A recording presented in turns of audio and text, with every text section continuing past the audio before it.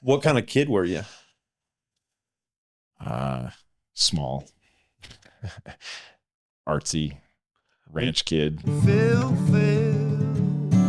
for you. What do you mean small? Like Just scrawny? tiny, yeah. Well, here's the example that like will just kind of encapsulate like what getting to maybe 10th grade was like. The first bus ride to school in kindergarten, I was put on the bus and I was placed between two large, probably high school kids. And they went, "Oh, good.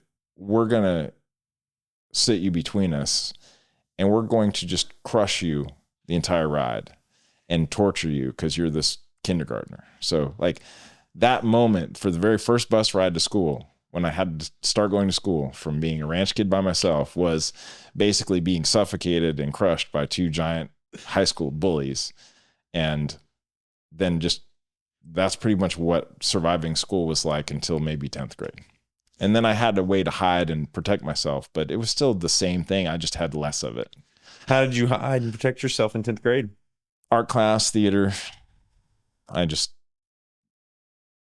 Luckily the fine arts building was separate from the rest of campus. So, I'll, yeah, I used the arts as a sanctuary, and that's where I tried to spend as much time being creative and productive. So the four things that I really delve into when I have these talks, one of them is feeling like an outsider. Yeah. Or feeling separate from the whole, or feeling excluded. Yeah. I normally think of that through my neurodivergence. But I think there's a ton of ways that people understand kind of the way we make sense of it. Yeah. And that's the way I make sense of it. Oh, I've got this social expression that's different. Yeah. And so it gives it a way for me to not mean that the world's horrible. Yeah. Yeah. Like the world's not horrible. I'm different than the world. And I need to be. And sometimes it's just horrible. I mean, they're just horrible things. Like it just is. Like it's not even intentional. It's just some things are horrible. Yeah. It's just, I think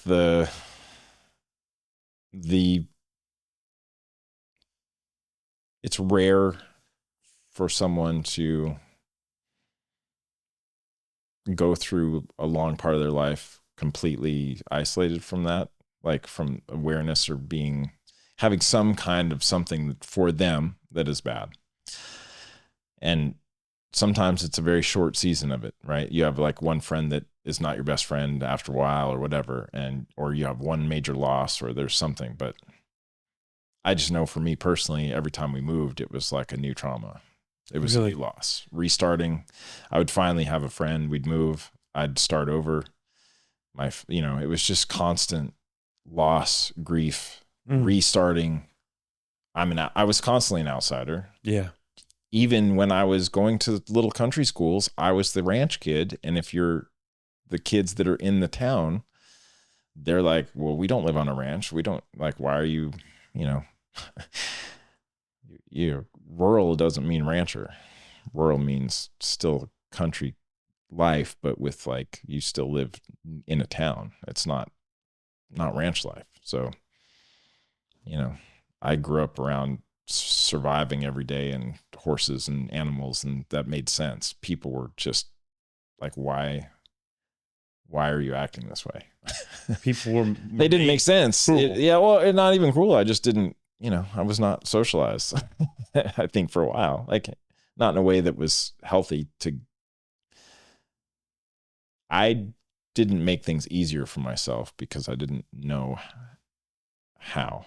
How could you? Yeah, I couldn't. But I also make things easy for yourself. You're just understanding when to not dig in my heels or be stubborn or just, I don't know. I can just think of examples where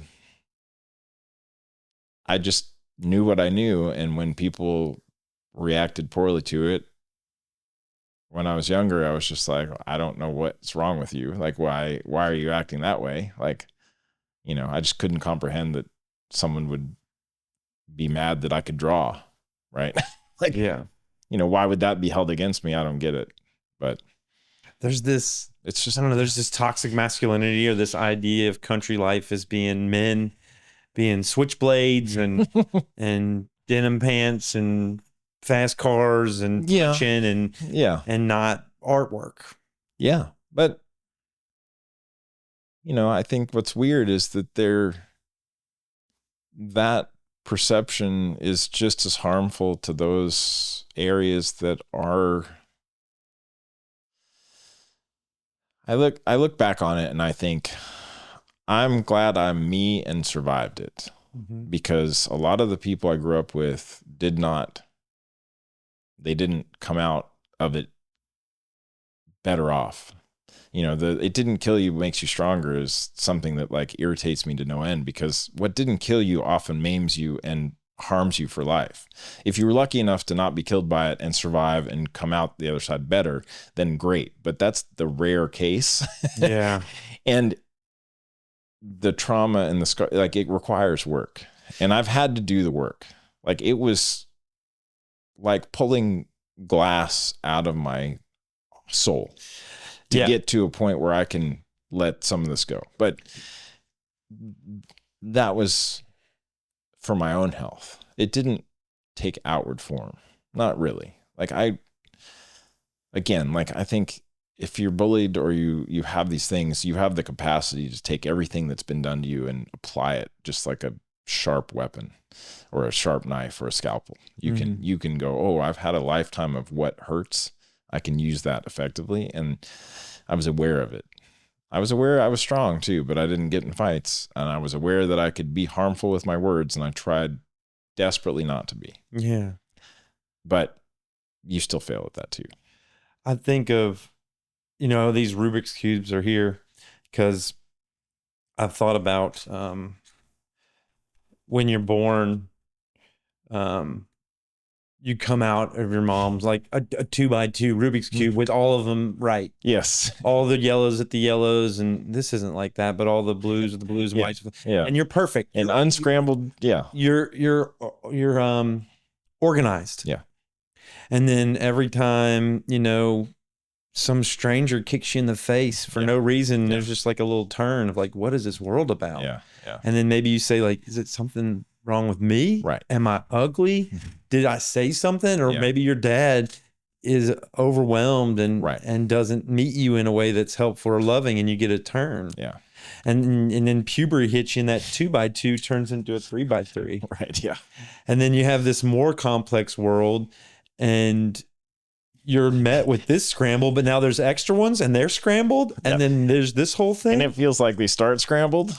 Like, and then you get into adulthood. Maybe you have kids. Yeah. Yeah. And you have, oh my God, I don't even know what to do with this guy. Well, and often before having kids, you've already pulled the sides off and made at least one side the same color. Well, what I was going to say to your cheated point, well, to your point earlier about what maims you, some of these people get these Rubik's Cubes thrown on the ground and smashed. Yeah. And some of these are missing or broken. Yeah. Or just, they don't even have a couple of these pieces. Right. Yeah. We don't all come out with all the pieces.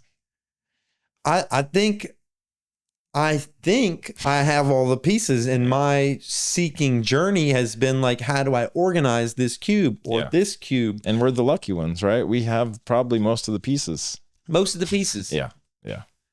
And so, that's when I think of my seeking journey, and I think of that skill, that sharpness, this idea that you're aware of what brutality's like and how to apply it, but choose not to. Yeah.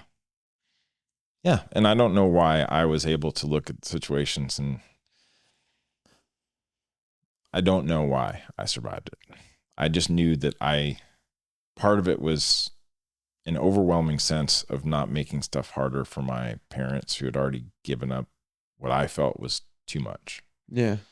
By the time I was old enough to really understand like the consequences of what was going on around me in high school, and just those choices were still my, like, the grounding rod or the baseline. Do not make this harder for my mom. She was already struggling and doing the best she could to keep the house we had and to take care of me. And, my parents were divorced, but mostly amicably. Like it just happened like everything else, right? You just like, it'd be easier if it was just something, it would be easier to process for me, I think, if it was just hard black and white, where it was like, well, someone did something and then it was like, well, that's clear that this is better off. But it was like, no, this was just a surprise, but they did the best they could to care for me. And so the thing I could do is do the best to care for her. Yeah.